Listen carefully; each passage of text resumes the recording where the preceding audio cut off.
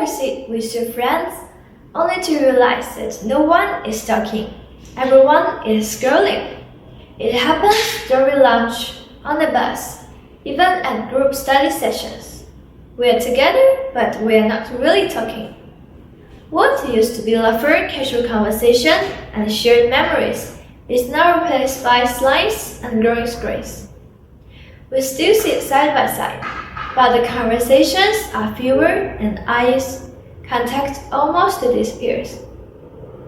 In the digital natives, this may seem normal, yet it is quietly reshaping the way we connect. My name is Li Rui, and today I'd like to explore how social media is changing our real-life communication.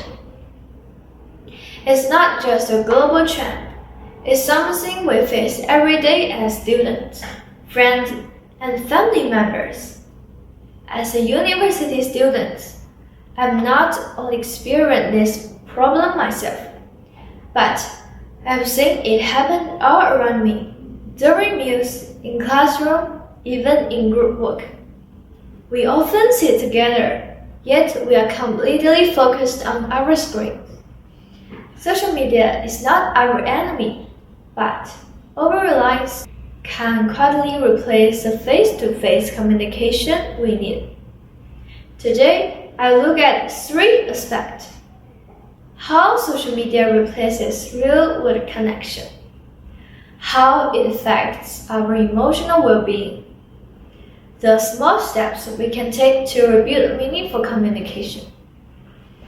To see why this matters, let's start with what happens in our everyday interactions. Social media has gradually replaced real-time attention with constant distraction. Instead of focusing on the people around us, we now divide our attention between real life and the screen. I was recently looking into how social media affects students' behavior, and I came across a 2023 national report from the Malaysia Ministry of Higher Education. This report revelated that 73.7% of university students in Malaysia show signs of social media addiction. That means many of us are spending more time with our phones than with our friends. Another study found that those who use social media for more than 2 hours per day report feeling 25% more disconnected from people around them. Think about that. Being surrounded by people but still feel isolated. But the cost isn't only social, it reaches deep into how we feel inside. Beyond social habits, this shift in communication deeply affects our emotional well-being. It changes how we see ourselves, how we contact with each other, and how we define that meaningful interaction it will look like. While researching the emotional effects of social media, I came across a 2021 meta-analysis by Clay's, McCure, and Grealish published in the journal Currently Psychology.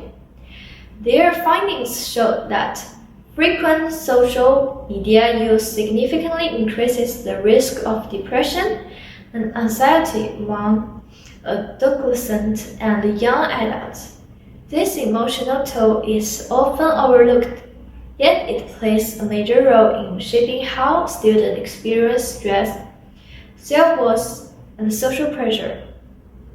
In 2022, a survey showed that 63.9% of students who use social media heavily experience low self-esteem. Many of them also show symptoms of social anxiety and depression, partly caused by comparing themselves to others online. We see perfect photos, happy posts, and highlight reels, and we begin to feel like we are falling behind. We start avoiding real conversations because we feel we aren't good enough offline. Knowing the damage, the next question is, what can we actually do about it? Well, the problem seems widespread. The solution doesn't have to be complicated. Small, mindful actions can begin to restore real connection. One simple step is to set the time limits. Li and Heshen found that setting daily screen time limits helps students increase their focus and reduce stress. Try putting your phone away during meals, classes, or before bed. These small moments without screens create opportunities for real connection. Another method suggested by Rehan is the digital detox. Taking one day away to go offline and enjoy real-world activities like working, reading, or simply talking to family and friends. And often, it's during this kind offline hours that we discover what connection really feel like. These small steps are where real change begins. Let's take a moment to reflect on what we have explored today. Social media has replaced face-to-face connection with screen time. It has affected our emotional well-being, make us more anxiety and less confident.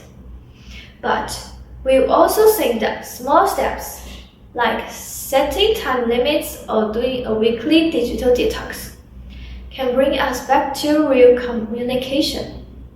Here's a challenge for you. Put your phone down, look at the person in front of you. Be the one who starts the conversation. Choose presence over scrolling, listen over liking, ask contact over emojis. Not just once, not someday, but every single day. This is how we take back our attention. This is how we take back each other.